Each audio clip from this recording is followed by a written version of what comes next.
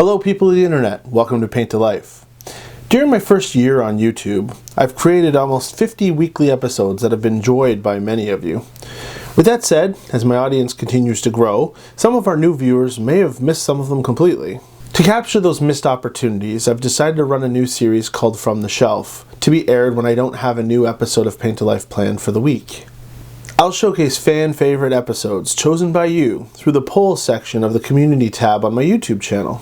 So, please allow me to present to you a second glance at my silver dragon, From the Shelf.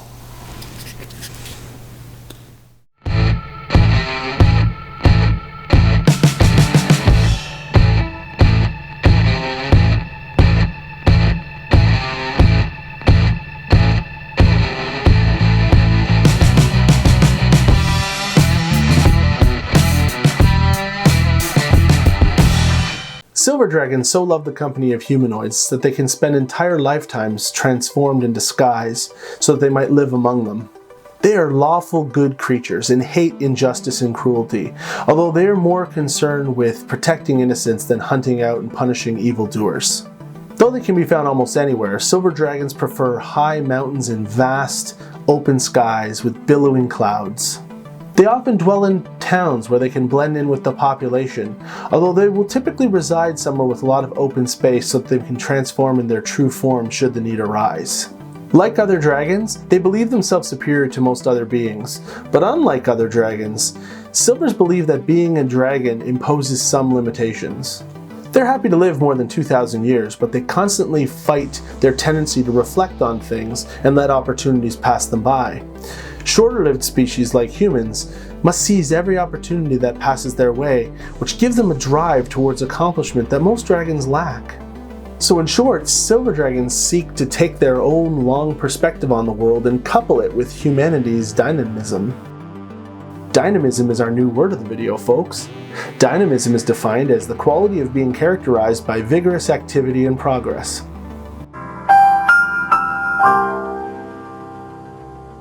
These dragons are non-violent and actively avoid combat, unless they're faced with an evil threat or an aggressive opponent, in which case they have two breaths, either a breath of freezing cold or of paralyzing gas. But who is our silver dragon? Nathoud sat in the hill country, at the feet of the southern slopes of the ice-rimmed mountains bordering the endless wastes. The Nathoud ranch was a horse farm just outside of the boundaries of the town, owned by an elderly couple in their 80s by the names of Argentis and Erdene, and they were cherished by all. They had been friends and supporters of the Nathoud community their whole lives. Many townsfolk had actually worked at the ranch, and they were always kind and generous, as well as a source of shelter for those in need. Always the adventuring type, one day Erdene told Argentis that she wanted to go on an expedition to the glacier in the mountains. Argentis immediately rejected the idea, saying, "This year's horse fair is coming up in 3 months. I have some champion stallions I still need to prepare.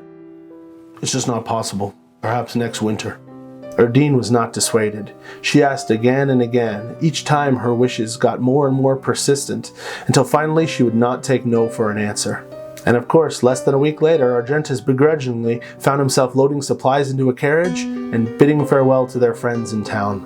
The morning of the second day of travel, however, the man changed his mind, and he turned the carriage around to head back to Nathoud.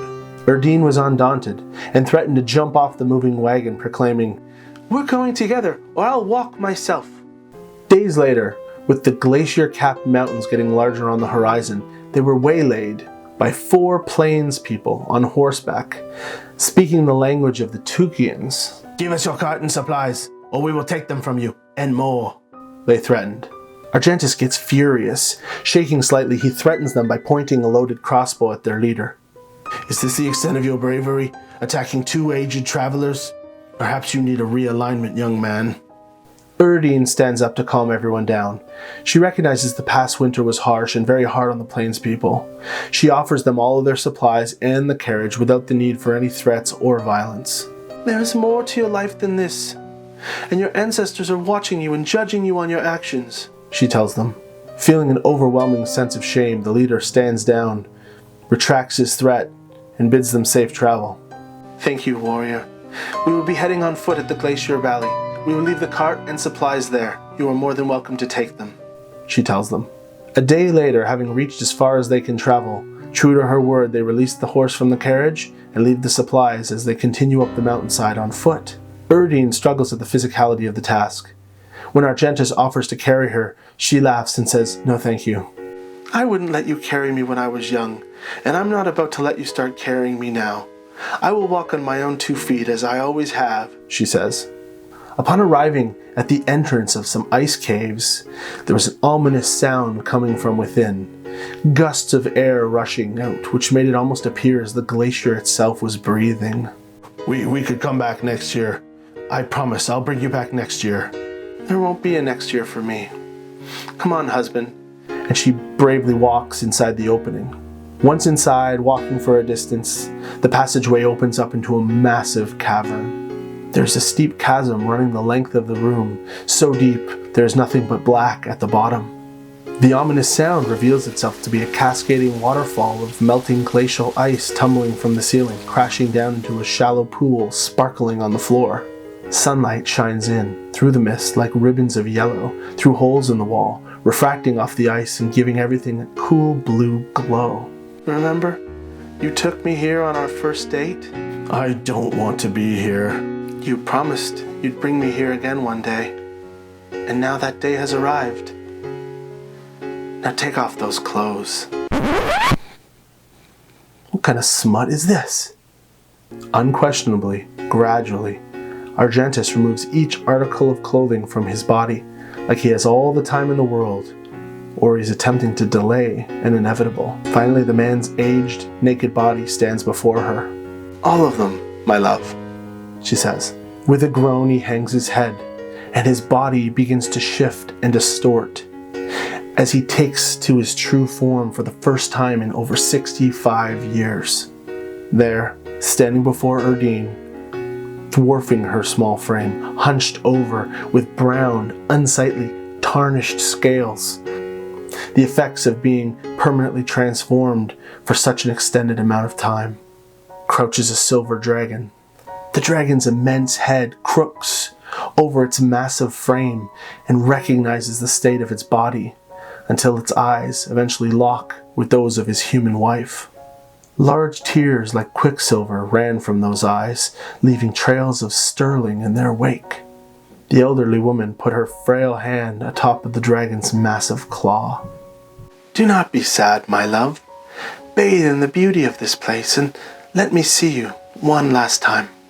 The dragon tottered forward and placed its head through the cascading waterfall.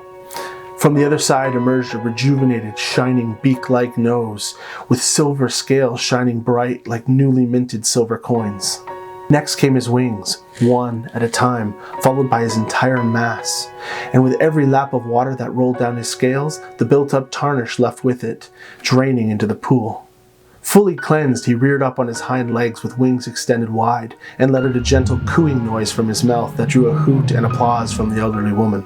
Suddenly the dragon began to shrink, its wings wrapping around it like a cocoon underneath the waterfall, sending water splashing everywhere. And from that splashing emerged a young man with beautiful blue-gray eyes and hair glistening from water that was dripping from it. "There is my beautiful husband. There is my beautiful wife." They embrace each other with a tender hug and kiss. Taller than I remember." The young man begins to cry. "I will miss you." He choked through his tears. "And I you. But you will go from here and create yourself a new life, full of adventure and experiences and love." She winks. "Let me take you home." "No, I'd like to stay here. You know where to find me should you want to talk. I'll be here. And here." She puts her hand on his chest. "Thank you for the life you shared with me, my husband. May you have many, many, many more." Silver dragons so love the company of humanoids that they can spend entire lifetimes in disguise so they might live among them. Why do they put themselves through the agony of grief so many times after such a fleeting life has passed? For love. Isn't it obvious? Argentis, the faithful.